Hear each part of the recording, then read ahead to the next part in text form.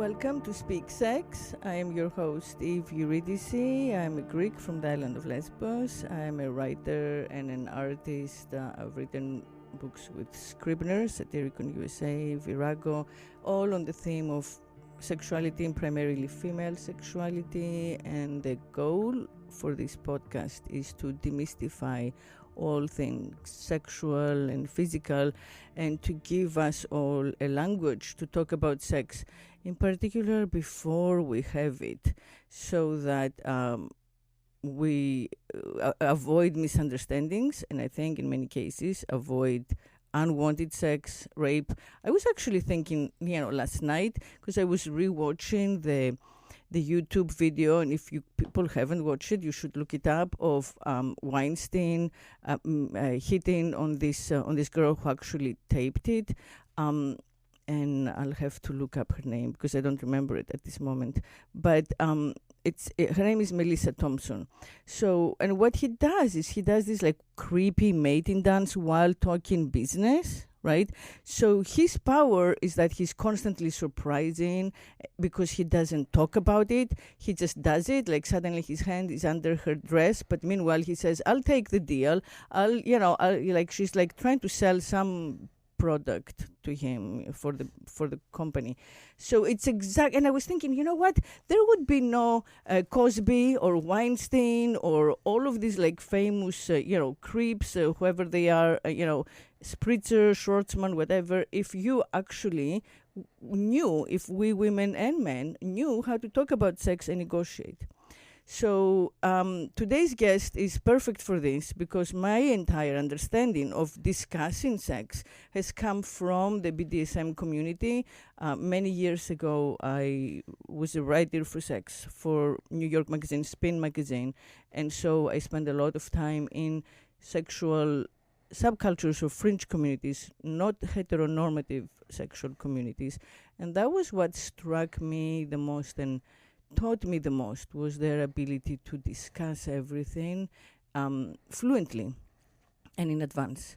And so they're able to have sex of all types without actually having misunderstandings. So welcome to the show.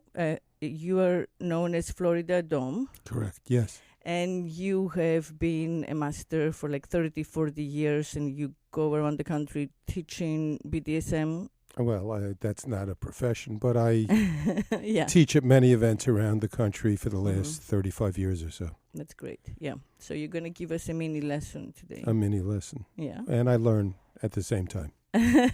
Okay, great. And by the way, happy International Women's Day. I was just looking it up, and apparently it was started by the American Socialist Party in 1908. Mm-hmm. We didn't know anything. You actually qualify as an international woman. I do. Yes. I do. And it's celebrated wherever men allow it, which is like the West.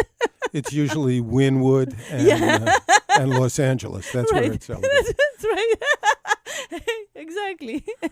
Manhattan. Oh my God, funny. Anyway, so only the Village, not all of Manhattan. No. So yeah, it's been a slow process since 1908, and here we are today. Okay, so well, I have numerous questions. Do you want to start by giving me a little bit of how you entered the lifestyle, what attracted you to it, how you began? Well, actually, the first thing I ever saw was when I was in the service, and I saw a scene in Japan. Wow. At a private club somebody invited me to, and that was interesting. And then I didn't have any exposure to it for probably 3 or 4 years later. I had some friends that were gay, and I had gone to a couple of the gay clubs with them in New York. And after we really got closer, they told me they were into gay leather, and I didn't know what that was. But they took me to 2 clubs in New York with them. One was called the Eagle's Nest, the other was the Anvil. And I used to go to the gay clubs with them. I'm straight. I wasn't accepted so much when I first went in, but the Anvil had a pool table in it. And I used to make my living when I was a child doing that. So playing pool? Yeah, so I could go in and hold the table till 3-4 hours without losing a game. And I made a lot of friends. and then they opened up a heterosexual club one night a week called Hellfire. Oh, I remember Hellfire. Yeah, Hellfire was open that one in the Yeah. late 70s, maybe 78 or It 7. was very famous. Yeah. Yeah. Matter of fact, the lady that's here with me was a bartender at Hellfire in the mid 90s. Wow, I didn't know that. Yep. Sweet. I didn't know her then because I wasn't in New York anymore, but I started to go to Hellfire, and then they opened up another club, Paddles, which is still in New York. That opened in 1984. And then there were several clubs, but with the advent of AIDS and Rudy Giuliani, Yeah, exactly. almost everything shut down. Yeah. Yeah. Mm-hmm. And along with the classes I teach, now they ask me to be on, I can't understand it, but an elder panel. And I'd like them to have a different name for that. But they have me on the elder panel speaking about the evolution of the lifestyle over the last 40 to 50 years. Actually, it's just about 50 years now. Wow. And it has evolved tremendously. It's not anything like it was. So how is it different now than it was then? Well, there are many more people in it with the advent of the internet. There are many more. The gay male leather bars were just that, gay male. There was nobody else in them. Yeah. There are many more kinks now than were out in the scene then. There are many more clubs around the country. Also, now the credo is you shouldn't judge. And then the credo was judge everybody, in essence. And they didn't accept people in very easily at all. True. Now, you're not allowed, you have to accept everybody.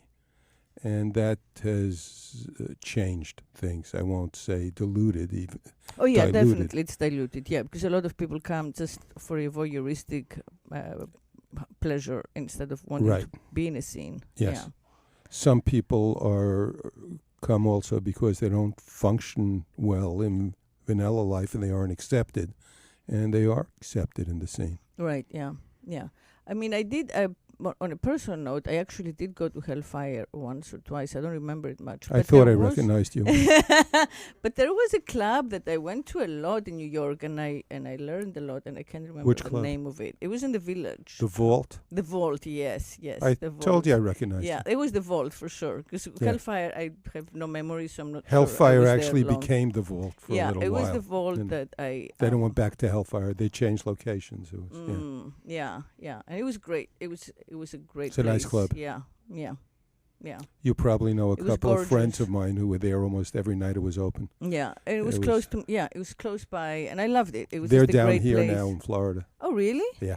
The Vault? Where? No, these Oh. two Oh, your people peop- who, okay, who were gotcha. there all the Mhm. time. They were Mhm. pretty well known there. Mm-hmm. Master Conan and Slave Tasha. Nice. Yeah. So, and so AIDS kind of shook things up a little bit. A lot. A lot, yeah, true. And then everything came back, but slightly, Homogenized.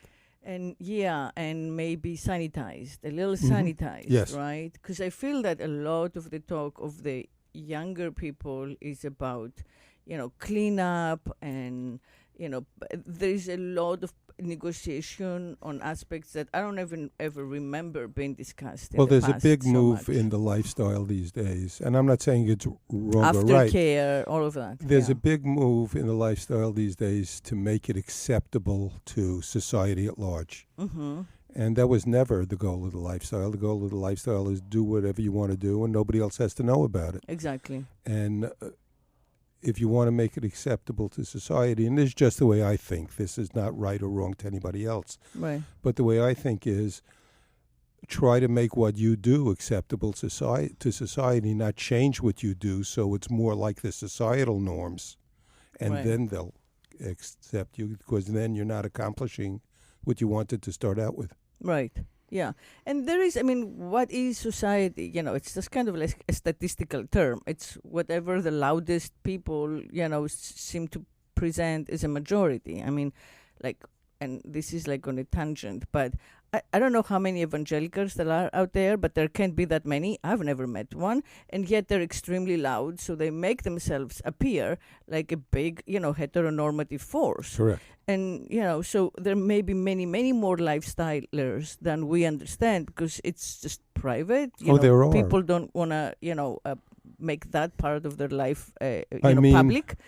So the young people, because of this new culture of like social media and feedback and nothing secret, YouTube, everything, they're much more out with it. Well, the website fetlife.com has just shy of 10 million members now. They have 9,700,000 or 800,000. That's amazing. And and your member number is the number you joined as.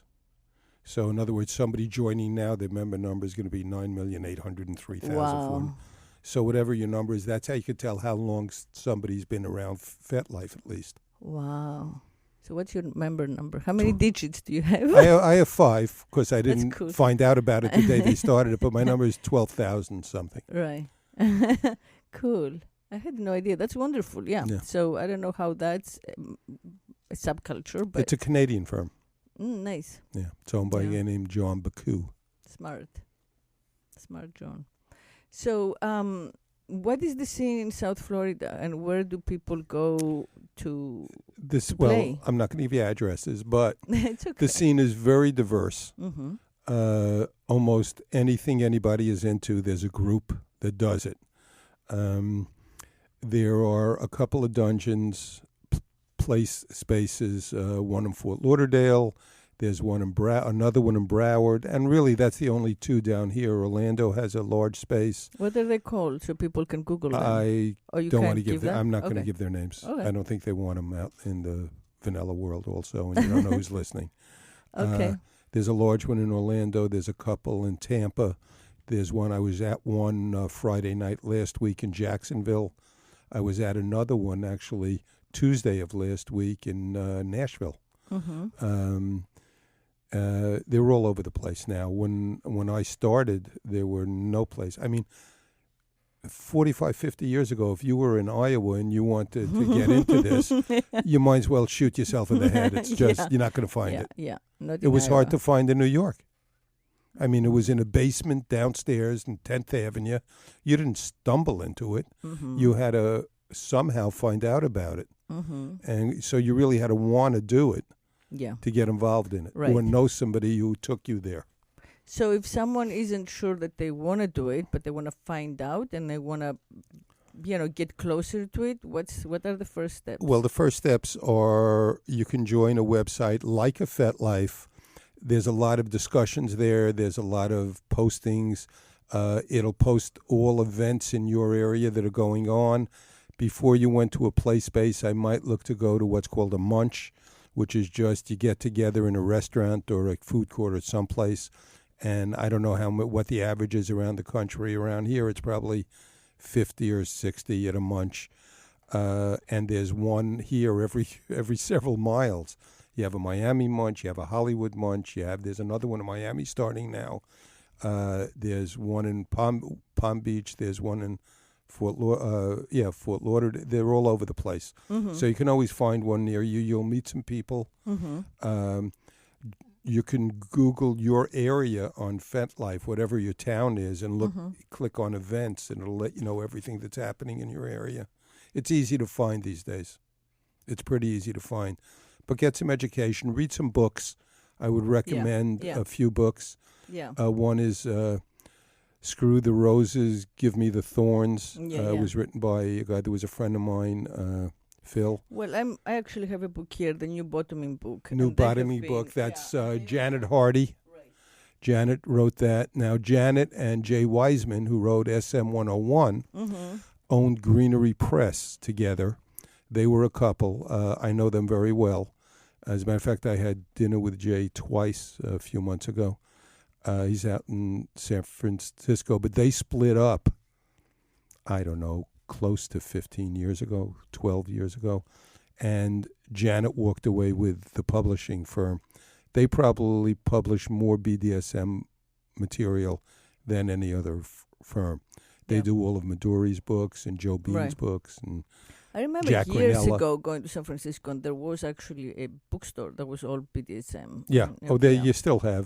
There's a lovely club there. Again, I'm not going to give any names That's because all I don't know right, if they want them, but it's about 8,800 square feet, Yeah. Yeah. and it's right I've downtown. I've been there. Yeah. Mm-hmm. Yeah. So, and kink.com used to be run out of San Francisco, but he sold the building last year, about a year, maybe a little more ago, and he moved to Nevada where there's no tax. Good for him. Yeah.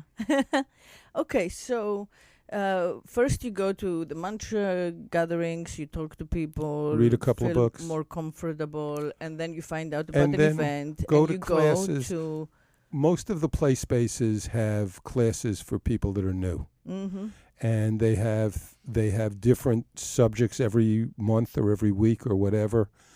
Even besides the play spaces, some places like New York has TES, T-E-S, which stands for the Eulenspiegel Society. Oh yeah. That's the oldest They've BDSM been around, since 1971. They're the oldest Mhm. BDSM one country. The second oldest, How do you spell that? It's a it's the Eulenspiegel Society. But if you Google TES yeah, and TES, BDSM, you'll get it. Yeah.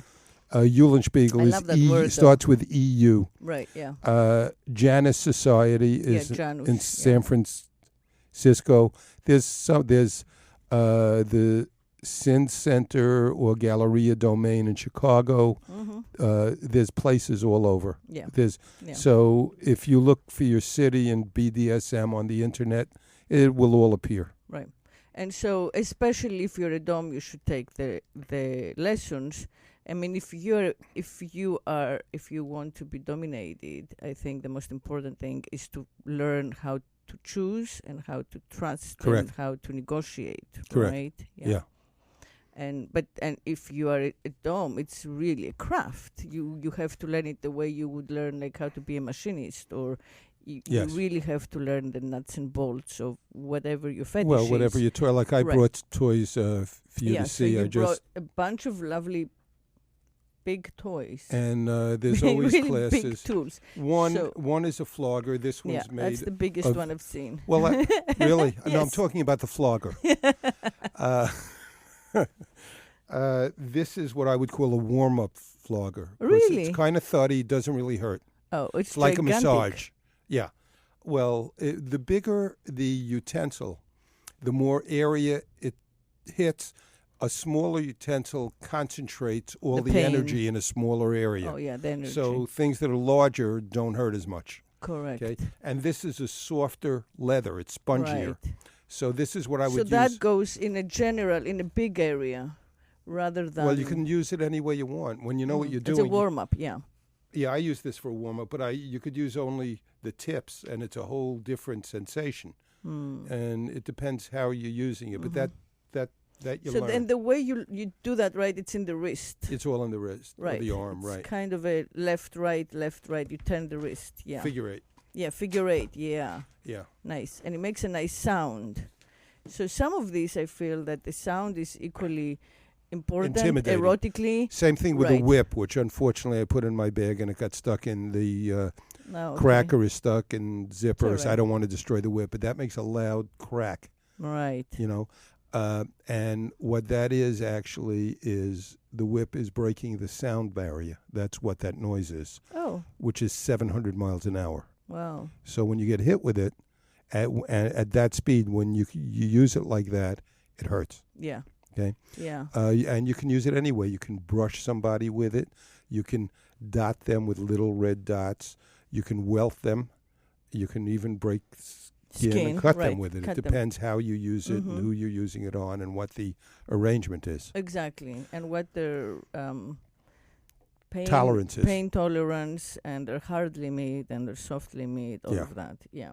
Assuming you're playing with somebody you're not in a relation with, Yeah. relationship with, Yes. because that's different. Yeah, you'll tell us all about it in Yeah. a minute. Let's go through. So you have the big flogger is how you start. I warm use that up. for warm up. Yes. Mhm. And then one would move to. I play differently. I have the attention span of a gnat. Well, that's perfect for this So timing. I don't play with any toy more than about a minute and a half. Oh, that's great. Some people will play with a flogger for 45 minutes.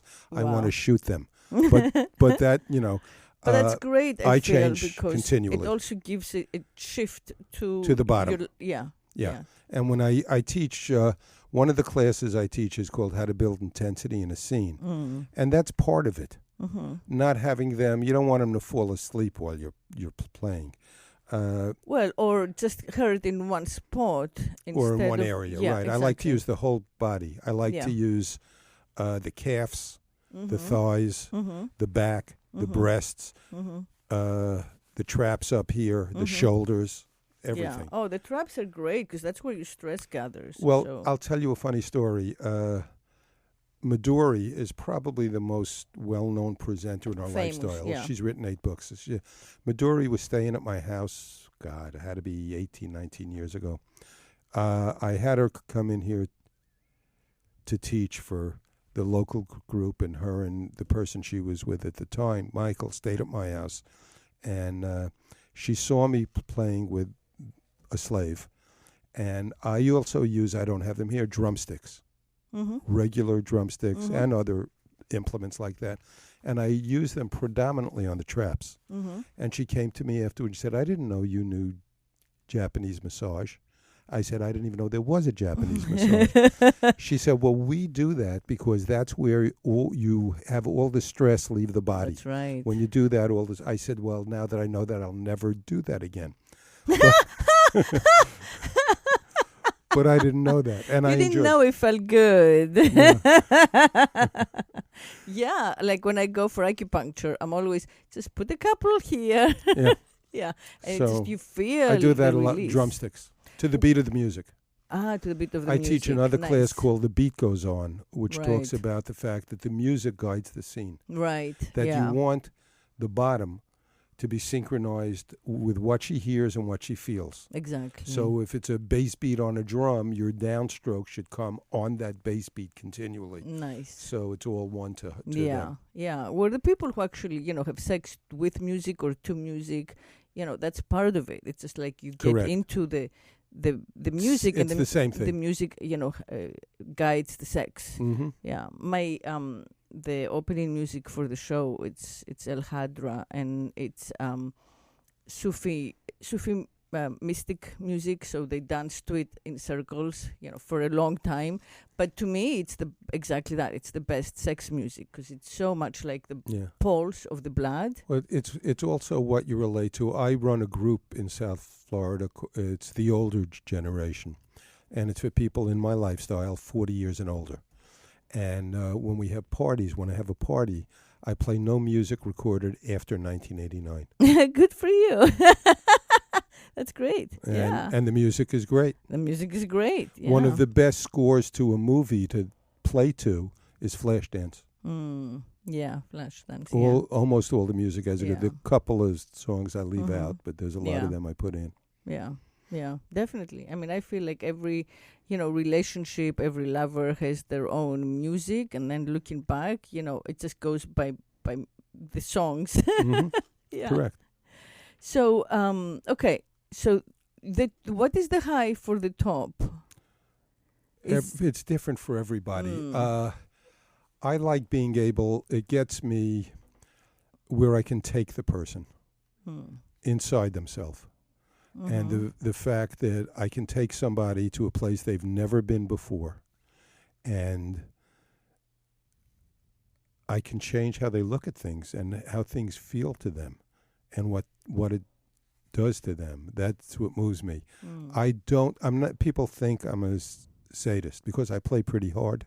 Mm-hmm. I'm not a sadist. I don't get aroused from inflicting pain. I get aroused from power and control, but it has nothing to do with the pain. It has to do with the reaction of the bottom. Mm-hmm. That's what moves me. So what moves you is complete surrender. It's earning their surrender.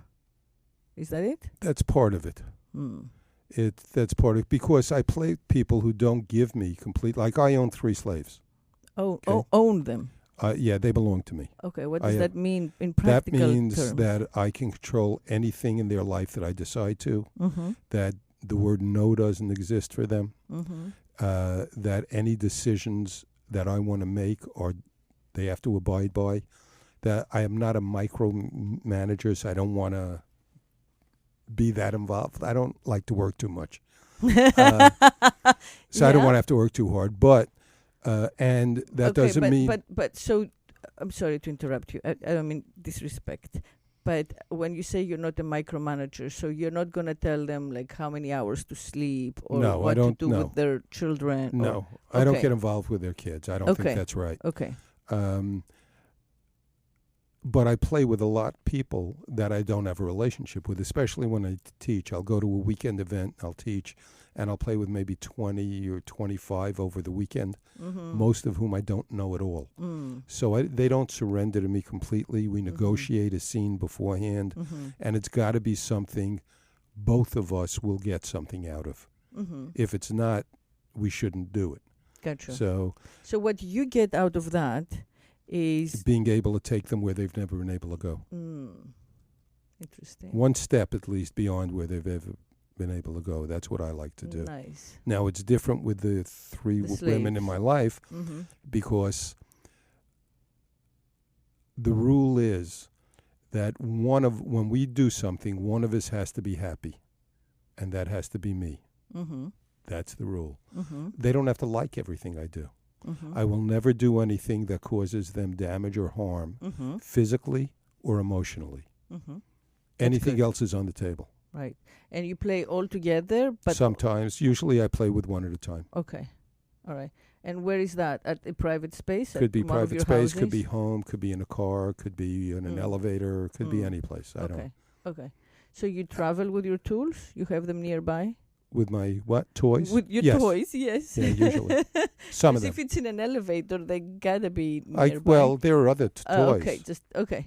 You can Yeah, play so with you your can just hands, your slap them. feet, your teeth. Okay, gotcha. And you can play without touching someone. Okay. Mind fucks are a major thing. I love mind fucks. And I'll give you an example of one. Oh, please do, yeah. Usually when I teach, one of the classes they ask for is fire play, because I've been playing with fire for 45 years. It's probably longer than anybody else alive in the lifestyle today. And I do stuff with it nobody else does. And it's a spectacular class. And I was in teaching out of town, and I let them know that the first night in the play space, the first hour, I'm going to be in an area where I can do fire play. And if you want to feel anything, come on over. So I started to do, and they're starting to come over. And there was a guy about 20 feet away from me playing with a girl on a St. Andrew's cross, which is shaped like an X. Right. And he had her restrained to the cross. And he came over to me and he said, "Would you shave my wife's vagina with fire?" So I said, "Sure." So he cuffed her to his cuff, brought her over. She was gone. She didn't know where she was. She was in subspace, it's called. She was totally gone. I put her on the table. And I said to him, she doesn't know what's going on, but she'll come out of it when I do this. So the dungeon was 12,500 square feet. Wow. With 110 stations in it, all going at once. Wow. So I put her on the table, and I lit a flame on her vagina that was 4.5 feet high. Wow. 400 degrees. Wow. And it takes all the hair off immediately. Wow. There's a guy behind me playing with a girl on a spanking bench with a whip. And he yells out, "Holy shit, it's the burning bush." Well, the whole dungeon started laughing. And I looked at him. We're in the Old Testament. Yeah, I looked at him and I said, not him, that guy, but the husband, I said, "Could I light her face on fire?" Because now she was out of subspace. So he said, "Yeah, go ahead." And everybody says never light anybody's face on fire, which is a good thing for everybody. Yes, there's eyes are there. Well, I don't light their eyes on fire, hopefully. So I laid out the accelerant from her nose to her chin, and I said to her two things. I'm going to count to 3 before I light this. You can't move, because if you move, you're going to get a 3rd-degree burn, and your face will be scarred forever. You must hold your breath, because if you don't hold your breath, you could die. You're going to be breathing in 400 degree flames. And I counted to 3, and I lit it. and it went off fine. And I grabbed my face like this, and I said, "Oh my God!" And she started crying hysterically. Wow. Crying. He took her out the next morning teaching a class, and he came in late. Came in about 50 minutes, sat down in the back of the room, and she wasn't there. I walked over to him after the class. I said, "Is she okay?" And he said, "Well, not really." And I said to myself, "Shit, I don't need this." I said, "What's wrong?" He said, "She went in the bathroom this morning to shower, and she came out crying, crying, crying. She swears you burned her eyebrows off." And I took her back in to show her eyebrows are there. But in her mind, when I said, "Oh, my God," something obviously happened really bad, and she convinced herself that was what happened. Wow. And this was the next day. She thought she had no eyebrows, and she was looking in a mirror. Yeah, that's mind fuck. That's a mind fuck. Yeah. Yeah. You got that. I mean, yeah, but that's no surprise. That's no surprise. Yeah. Well, you don't know how it affects everybody. No, but I mean, when you stop and tell someone, if you take a breath, I was you're intentionally fucking right, with her head. Right. So I didn't realize the next day she would think it took. Yeah. Yeah. Interesting. So for a moment, and this is a parenthesis, what is subspace, or would our you can ask her if you'd like. Talk about it for a minute? I don't know if you'll get a lucid answer, but we can try. You want to talk into this? Or another one? Or another? Lower that one right there. Right here. Big one, Here. lower it a little bit. Yeah, just for a minute. So what is subspace? Is it like... There's also top space, they call it, for dominance. But okay, so what is top space and what put it is... right in front of your face. Yeah, right there. Okay, for me, it's basically a place in my head where I go, and it's very serene, and I'm constantly craving to go further and further. It's an altered mental state. Yeah. And it comes from the release of endorphins and adrenaline. Mm-hmm. So... But you can sustain it just by being in the presence of the master, because you know that something... It lasts for a while. Right. It lasts beyond the end of the play. That's what I'm picking up. Yes, right. it lasts. Now, some people experience what's called sub-drop, which could last anywhere from 15 minutes to 3-4 days, where it's a severe state of depression. And that's from the depletion of endorphins. Right. Yeah. You're so high that all of a sudden... When you drop, there. right. It's terrible. Some people experience that. Yeah. Yeah, that's can see how that that's happens. why they talk about aftercare. Right, that's the aftercare. I don't do aftercare. And I let them know in the front end, if you need aftercare, I'm not the guy to play with unless you have somebody else here to do that for you. So like if you have 3 slaves, one can look after the other. Correct. Right. And aftercare involves, if I'm right, could right, be cuddling, like it could be hugging, holding, cuddling, wrapping in a blanket, right. Yeah, wrapping anything. in a blanket, yeah. Because you kind of revisit whatever traumas, or especially sexual traumas, but maybe other traumas are there lurking, right? Especially when you first start. I mean, that's what I hear a lot, that in after... Well, when you first start, you should go slowly. Yeah. Don't jump in the deep end. I mean, like when I play with somebody new, generally I won't play very hard. Right. Because... Yeah, you don't know what's going to come up. You don't know what the effect's going to be with them, right. especially the next day. Right. Yeah, I see. But however you play, you have to understand when it's somebody's first scene, it's hard for them. Right. And also, when I play with somebody new, it's 99% of the time it's in public. Right. It's in a play space. So I don't care who you are. Everybody has body issues. And when I play with you, you're going to be naked. Mm-hmm. And when I play with you, almost everybody's going to be watching us. Mm-hmm. So they're all going to be looking at your naked body. Every flaw you think you have is going to affect your headspace. Interesting. But part of what BDSM does, I mean, part of the beauty of BDSM is that it's free. Yes. Yeah, it's free from like the heteronormative fucking beauty standards that Correct. are so, extremely limited. Yes, no, that doesn't exist, right, really. Right. So it's liberating that way, that you can be naked and you can be adored in whatever state you're in. In fact, there are groups that for people who just like heavy women. Right. There are groups for people who just like anorexic women. I mean, there's something for everybody. Right, yeah. Okay, so what's dom space? I've never experienced it, so I really don't know. You can't reach an altered state because you have to be very aware of what's going on. So you can't. It's just from what others tell me. It's extreme euphoria. It's extremely. I've heard some say, "Well, we get very focused." Well, you better be very focused, right? Yeah. Because if somebody moves, now I don't want them to move when we play. Because if I throw the whip at you, I want your ass to be where it was when it left my hand, when it hits you. I don't want to hit you in the kidney. So I don't like when they dance. And so some others love that. I don't. It depends what you're playing with and how you like fire. When it's on, when I light it, you can't move.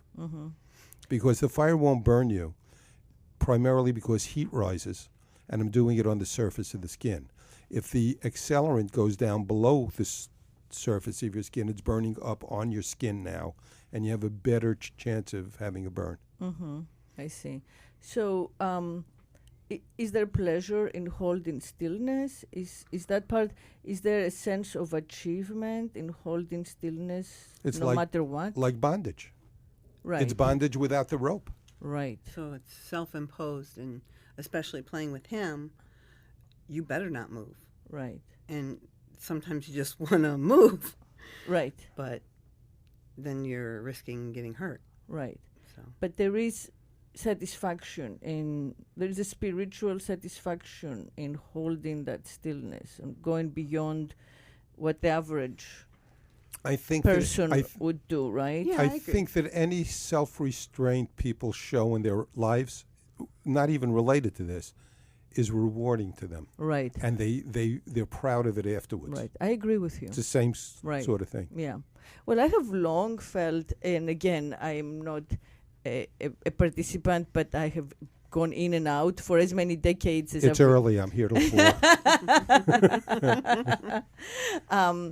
I have definitely been a solitary passerby for since before I turned 20. So and what has always fascinated me and attracted me about the lifestyle is exactly that, how close to spirituality as I knew it. My grandfather was a priest. My mom's a cantor in the church. I grew up in very, religious world. My great grandma was like the village midwife and wise woman. So let's say more or less witch. So having that so close to me, I picked up immediately that this is a spiritual practice, right? That there is something cathartic, the same way that, the flagellants in the Christian tradition. Same thing. The cross, Christ on the cross, all of that we've, which is, the pleasure of controlling the body, the pleasure of not necessarily taming, but understanding the physical urge. And it's almost like combining meditation and flagellation. Right. Yeah. Exactly. It's meditative space, that stillness. Yeah. And I would like to set your arm on fire so you could feel it. Okay. I am not good at keeping still, as everyone who knows me know. I sway a lot. Then the show will end early. So you may have to, whatever part you want to burn, hold it still. At least, hold it still. Can I add that one of the tools that Florida Dom brought to the studio is a knife, and I was surprised, and it's a lovely knife, I must say. So I said, "What is the knife for?" And he said, "Well, that goes inside of you." He said it without a thought. It was just the most natural thing in the world. John, I don't know what you thought. Have you ever put a knife inside of a girl? Not yet. Not yet. Okay. Whoa, that is pretty. Now I want to light one in your hand. Oh, I have. Should I take off the metal? No, it's insured. It smells of like singed something. Hair, flesh. If there's any hair, it's gone. It's gone. Yeah, I smell it. It smells. Put your fingers together. It smells like a surgery. Is what it smells. Yeah, I'm a surgeon. That's all right. I mean, I've watched the surgeons work, and it smells just like this in there. They cauterize. So this is just a version of sexual surgery. Wow. It's all gone. Wow. No, that's a small flame. That is. When I end my clip, That is, you're my wife. that is visually so impressive. It's visually very impressive. You have no idea what it's like when I do it in a dungeon. I can't do high flames. Because it's dark also in the dungeon. It's dark in the dungeon, and it lights up the dungeon because that was little. Yeah. When I teach, I end the class with what I call the big burn. Can't do it on everybody. It's a flame from your ankles to your chin that covers your entire body. Wow. And the flame is 6 feet high. Wow. You can feel the heat 75 feet away. And yeah. I still feel the heat and it's long gone. The person I do it to will feel pain for 3 to 4 weeks. Really? Yeah. Pain where? All over the whole body. Oh. And they're a willing participant. They say, yeah. I haven't chained anyone down yet, yes. And they hold actually still. hold it. They Yes. hold still. Yeah. But it's only for what? Not even seconds. We're talking about. It's less than a second. Right. You saw No, how not long mine. But so the entire is equally long as the this. whole thing is Right. maybe second and a half tops. Wow. It's fast. Fascinating. And So you cover them, and do you have them lying down or standing up? let me show you a video which Okay. you won't see, but this is a young man who was only in the lifestyle 2 hours. Is he still in the lifestyle? I've set him on No? fire 8 more times, but Okay, this good. is So he liked it. or he's very stupid. I don't know which. Well, listen. I don't like to judge. Visually, it's irresistible, I must say. I don't know how it feels. Wait till you physically. see this if you think that was irresistible. Now, this is in slow motion. It takes about 10, 12 seconds before it ignites. But Okay. you see really with the flame, it starts on his genitals. So he's upside down. He's laying on a table. This is actually pretty stunning. Yeah, it's already stunning. Wait till it starts. Let me know when the flame goes off. Yeah. I'll see the difference. I see the flame, but it's Yeah, not on him. it's going to go. It is like an art performance, you know. Yes. You could do this in a gallery. I'll tell you a funny story. I was just asked to do this in a gallery. Oh, you were? Yeah. Yeah, I see. Whoa. Okay. So it goes all the way to his nipples. That one goes to his nipples. Wow. I love the way that the flames die off. Yes, 'Cause they do come this- up and die. Yeah, they rise. I've had photographers who could do like 9 shots a second, take photos when I do what I call, a larger flame, and you'll see it on the body, and then the flame will start about 1.5 feet above the body, and then it'll start about 2.5, 3 feet above the body, and then you'll see the flame about 5 feet above the body dying off.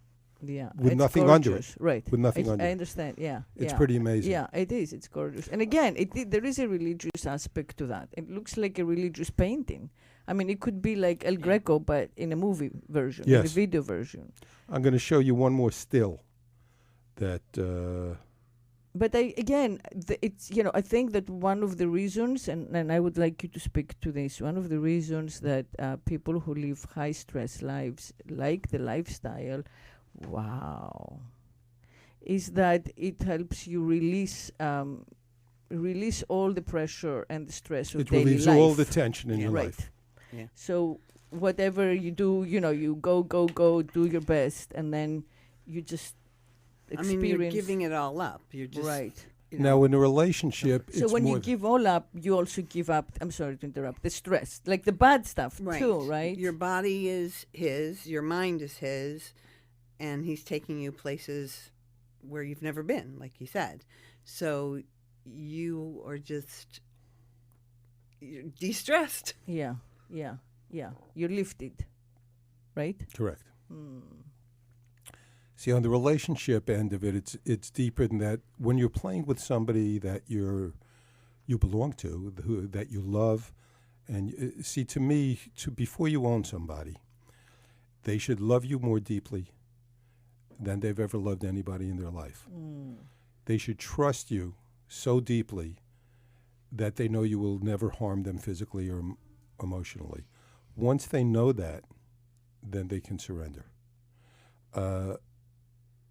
The obligation for me is not to exceed a boundary that would harm them.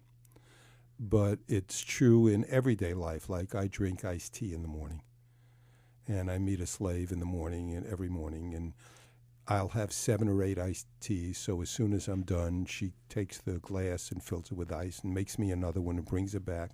And we have this with 5 or 6 vanilla friends, and they keep saying, "Why does she do that?" Not my wife.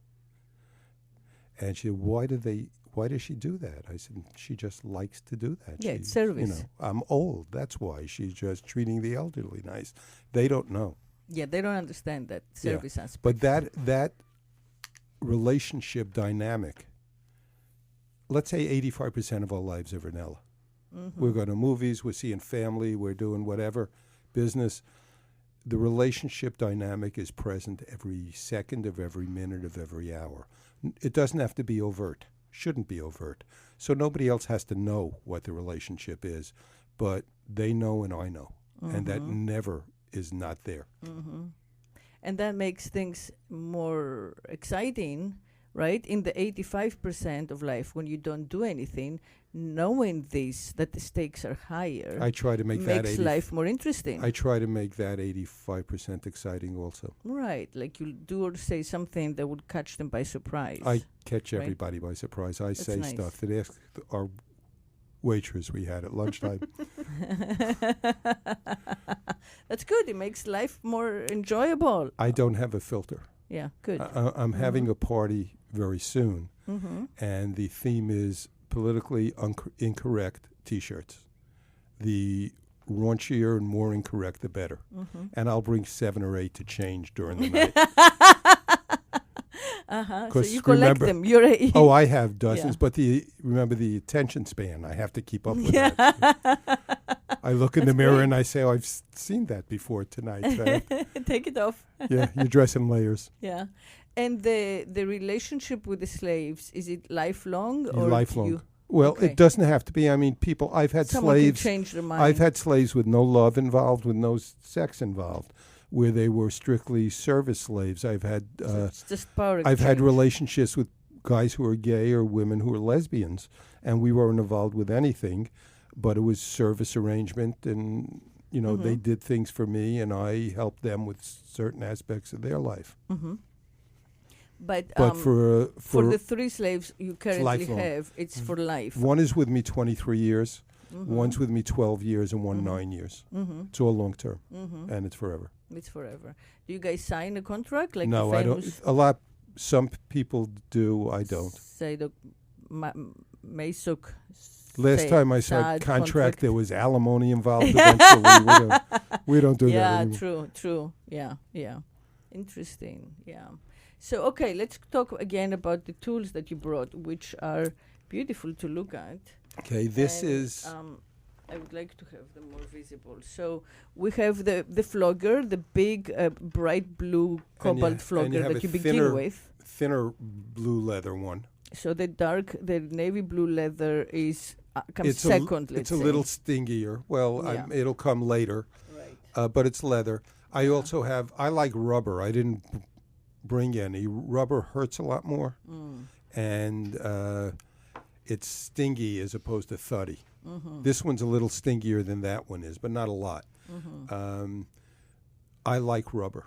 First of all, it's light. I don't hurt my shoulder. The heavier the flogger, the harder it is over time. Because if I play, I could play for 4 or 5 hours when I go to an event, more at a time.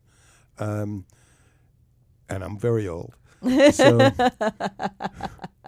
but I like the rubber ones. I have a number of those. I have truncheons, if you know what that is. A truncheon is a solid rubber pipe with no hole in it. And those are brutal. Those won't cause a bruise. They'll cause a hematoma. Wow. And a bruise that gets black and hard and lasts about 6 weeks. Wow. So you have to know who you're playing with, and that's what they want. And this is a cat of 9 tails. It's a cat. Some of them have a handle like a flogger. I don't like that as much. This has the action. It has the handle of a whip. Mm-hmm. So there's more give and more action in it, and I like that. I say that a scene is a combination of a drama and a musical. It's a musical drama. I want fear to be involved, no matter who I play with, even if it's Tracy's with me for 12 years, Laura for 23 years. They don't know what I'm going to do next because I don't know what I'm going to do next. The music will come on and the song will change and the beat will be different, and I'll pick an implement or do fire or do something different. Fear is good. Fear enhances it. Fear releases more adrenaline. That's a good thing. This is an interesting little toy. I was at a green market in Orlando many years ago, probably close to 15, and the guy had a few of these, and I said to him, "What is that?" And he said, "Oh, it's a horse whip." Oh, so wow. I said, "Really?" I said, "Now this is all leather. This is Yeah, Brazilian it looks leather. beautiful. This is Brazilian leather, and it's handmade. It's handmade. Yeah. and it's about 15 years old now." Wow. Now, I bought 3 other things. No, you hit with the wrong part. Oh. I'll hit you if you want to get hit. No, that's all right. I was trying to see So how I things said to feel. him, "How much is that?" He said, $20. Wow, that's a great deal. I said 20. I had spent all You my didn't money. say so like I I'll went, buy them all. I went to an ATM machine, took out some money, and I bought 2 of them. And It's very he light. said to me, he's Spanish. Mhm. He said to me, "You have horses?" I said, "I don't have horses."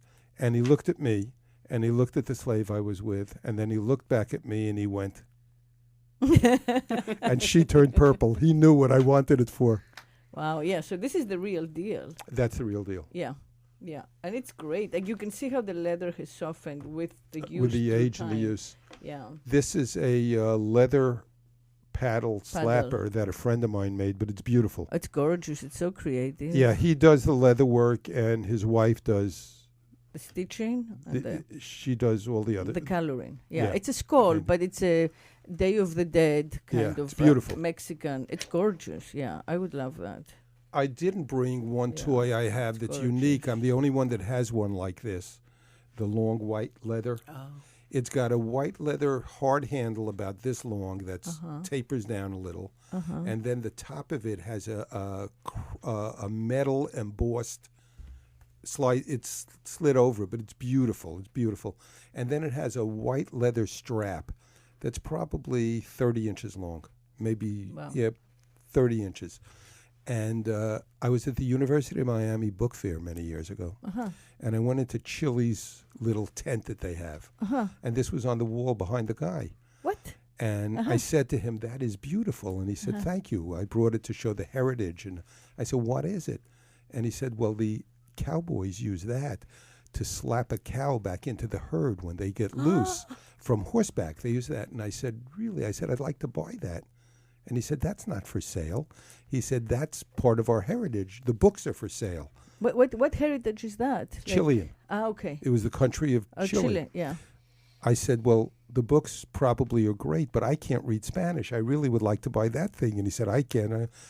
If you went into a BDSM store and could find something like that, it would probably be $400. Yeah. I got it for $40. Wow. He sold it to me for $40. Wow. I And- should pay more attention. I'm always at the book fair. I don't even look behind. Huh. I look at the books. Oh, I never look at the books. Yeah. now I know. I've seen books. Yeah. I look for things I haven't seen. Wow. Interesting. So that I didn't bring. I should have. Yeah. I have a lot of one of a kind items that I well, like. this too, you told me is a trunch. What? How did you describe It's almost this? like a quirt. What it is I'm sorry. It has a wooden handle and leather thong and it that's has- split right, in half. That's split. So 2 of them. Yes, And I imagine again, that can hurt you. yeah, that it has, it has gravity. It has weight. Well, to it depends. See, you swing. A lot of people play side to side. You don't get a lot of power behind it side Yeah, to that's side. good. Yeah. I like to go from up there down. Uh-huh. So a lot of times, let me stand up a minute. I'll show you something. Okay. A lot of times, you spoke before about a figure 8. Right. What I will do is, Tracy, stand over here. I'll do this. Okay. Move forward a little. Okay. Lean forward. Okay. Uh-huh. Uh-huh. See, I'm only hitting it once. That hurts more Right. from up here and down Right. than it does like this. Right. That's windier, but the other one hurts more. Wow. Yeah. So, and a lot of the beauty of it is in the way you twirl it. The thing that happens with the wrist work. Watching him play Right. is so beautiful. Yeah, it's the wrist work. It's almost like a conductor, or I don't know what I would compare it with, but And there's I'll do great that. elegance to it. And the music will guide how I do it. It could be Right. slower, it could be faster, but I like to do it like that. Right. And my head is in the music when I play. Right. Nice. Yeah. Yeah. If the music sucks, I don't like the scene. Okay. So this wooden cane. It's rattan. Oh, sorry, rattan cane. Yes, Okay. that's what they would use in Singapore to punish people. Really. What you've heard that they cane The people. caning, yeah, like 40 canes. Yes. Now this one I brought because it's shorter than most of mine. Most of mine are maybe 6-8 inches longer than that and thinner. Is this? No, this is a handle. This doesn't go in the butt. No. Okay. It can go anything can go in Oh, your no, butt I was if just checking if your it's butt's not- large there is enough. a I thing. Yeah. I can't tell from here. It's not. It's not. I'm tiny. So where does the cane? The cane works on You the hit. again anywhere. The buttocks. You're wearing the. Oh, I okay. know. It's okay. I know what I'm doing. Okay, I thought you were going far. See, I could do it. Okay. Or Wow. Wow. Okay. Wow. Wow. that was a 5 wow thing. Does your pain tolerance increase with Yes. practice? Yeah. Oh, yeah. Yeah. From the first time I played with him till now, Yeah. I'm a different person. Wow. Yeah. Interesting. Yeah. Because I definitely would have reacted. You can just hold it's not. still. It's not only. Your body Because doesn't. I know that's what he wants. Right. So it doesn't matter. I wanted to move, Mm. but I But wouldn't. you hold still. Yeah. Because I think that, the body's impulse is for the muscle to respond. I mean, even if you think you're holding still, there will be some reaction. But yours didn't. It was absolute stillness. Yeah, well, I was doing a scene recently with, I won't mention her name, but a girl who was very young, 20 years old, Mm-hmm. and had never played before. And this was in public in a play space. And one of the things I do is when I'm flogging, I'll take the flogger, and they're standing like this. I will take it between their legs and hit them in the vagina from behind. The first time, you're not expecting it at all. Every time I did that, she came off the ground. And not only did she go off the ground, she squeaked. It was adorable. It was very funny. Yeah. So the more she did that, the more I did that. So it was Uh-huh. very good. The Yeah. people, everybody enjoyed it, but Yeah. her maybe. Yeah. Yeah. But I can see how it, when something new happens to the Yeah. body, you don't know how Right. it will respond. What the hell was that? Yeah. The other thing I like to do, I just brought one accelerant here, this flash cotton. I also like to use fire wands, which are wands Right. where the end's soaked in alcohol, and you rub it on the body and leave behind a trail of fire. Mm. And then you take the other hand, put it out, and you can move again with the music. And it can be very erotic. Yeah. This isn't as erotic. That's erotic. Well, this is very spectacular. It's spectacular. Yeah. The other's erotic. I also like to do fireballs, which fortunately was not my nickname in high school, despite what everybody thinks. Fireballs. But John, are you learning? I'm going to ask you at the end. What a It's fireball! going to be a question and answer what you've learned. What a fireball is, you take an atomizer, and you put alcohol in it. You take a fire starter, like I lit you with. Oh, it's over here. I would light the fire starter and spray the alcohol over it, and it ignites and makes a fireball about this big. Now, when you're on the cross with your back to me, you're not expecting this. I do it between your legs. Wow. So that fireball comes Right. between your legs and rises to about here before it evaporates. Wow. It's kind of a shock. Oh, no, it's a shock for So sure. what you 'cause can do, see what I especially use. you don't know what, you See don't what know I how use it the fire affects for you. a lot is a scene is like the stock market. Nothing goes straight up and nothing goes straight down. It's a series of highs and peaks and valleys. So I want to bring them up and bring them down a little and then bring them up higher and down a little. So the peaks are higher and the valleys are higher. When I use fire, that brings them off a peak. Of course, it's shocking to them, especially when it first starts. The fireball will bring you out. Now, if I do a huge flame, it could take you completely out of subspace. The flame. So that's the valley, and then it gives you a lower place to start again with the pain. You get up faster. Right. You get back faster and higher because you were already there. Right. 10 seconds ago. Yeah, I see. So a lot of it is controlling the energy. It's all about controlling the energy. Yeah, of the sub. Of the whole scene. Of the scene, yeah, which is... It's also, the headspace. The headspace is also, people think that he plays with them like this in public. He must kill them in private. Well, that's what people think. Yeah. And what the truth of the matter is, in private, they might say to me, that's enough. I can't do this tonight. Where in public, they don't want to embarrass themselves or me. Right. So they may go a little further in right. public than they will in private. Yeah. So that's, and for somebody who's new, they may stop me immediately in private. But when they know 100 people are watching them, they're not going to yell red, which is safe word in most of your dungeons. Right. Yeah. Yeah. When I'm in a scene privately, I don't have a safe word. English works very well. We had this discussion in a discussion group that Dom say, well, my slave says no when she's excited, or this one I don't, so no doesn't mean no.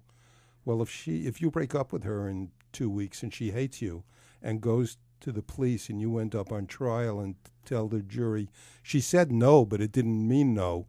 No means no, you're going to jail. So when I play with anybody, if they say no or stop, you stop. I stop. Yeah. And I think that makes sense, having your own different safe words and remembering the right safe word when you really just want to put take a breather. It's a lot to ask of the bottom. I mean, that moment, safe words she can just be anything. may want to, I had a friend, and we were playing at a party in Tampa. And I'm going back close to 20 years ago. And it was like a safe word.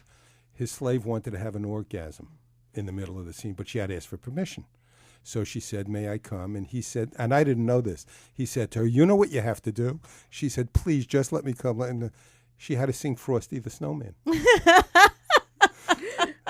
She sang it, and he said, okay, you can come. Wow. So you can do anything you want. Yeah, you can do anything and you can make it fun. Funny. Exactly, yeah. And I think a lot of BDSM is tongue-in-cheek. It is. Yeah. It's a lot of it. It should be fun. Yeah. Life should be fun. Yeah. And sex should be fun. And we forget that, and another thing about BDSM, again, that's, instructive to the vanilla world is it's not all about the orgasm. You just mentioned the orgasm, right? So vanilla sex, heteronormative sex, is a lot about coming. Everybody does their best for in liberated society for both to come. In not so liberated society for the guy to come. And once the guy comes, the whole show is over, done, can resume our lives.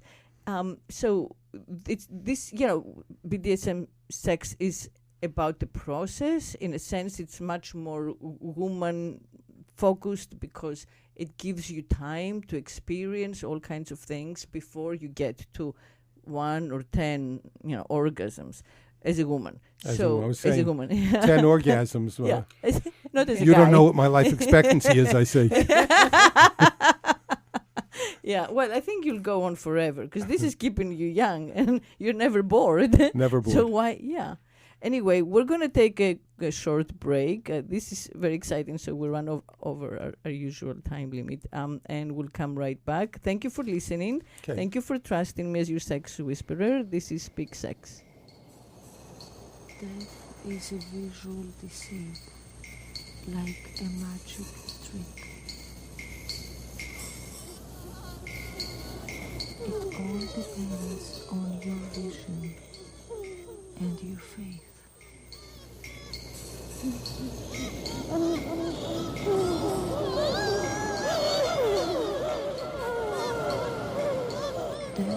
is a flight into freedom.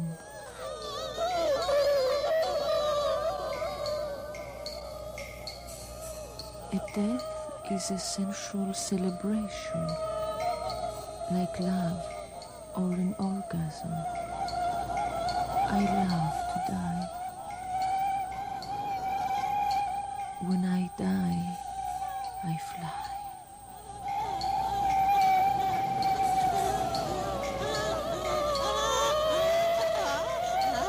Things obtain value against a background of death. My organs push to jump out.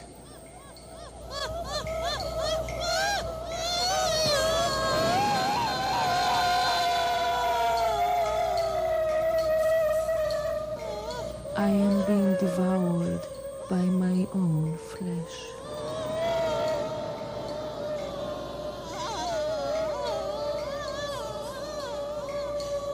I smell the pungent stench of my own burning nerves.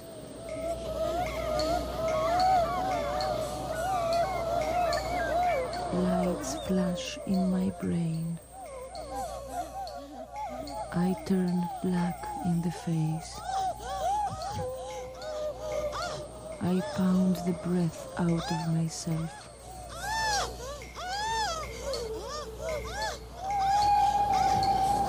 I fight for what now I live for, to reach my very center, my inaccessible soul.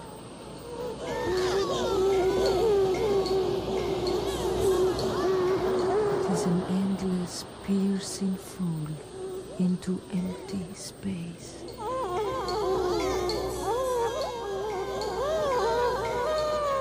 This will kill me.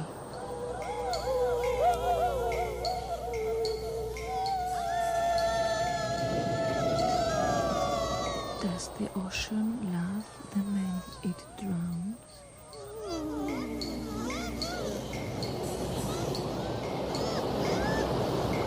I offer my body as if it were St. John the Baptist's silver-tongued head on a platter.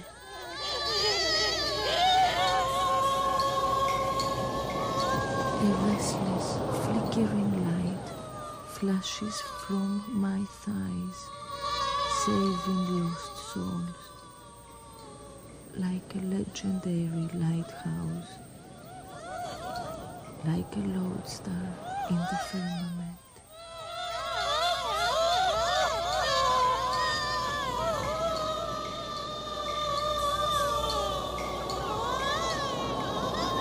My small, strong, frail-looking body has been arranged for comfort like a space-saving amenity, designed and built to the highest technological specification. It contains hollow passageways, underground crypts, secret silences. It is an ingenious hiding place.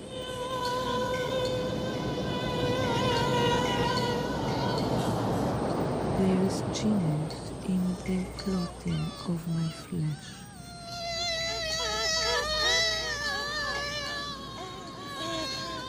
I am new substance.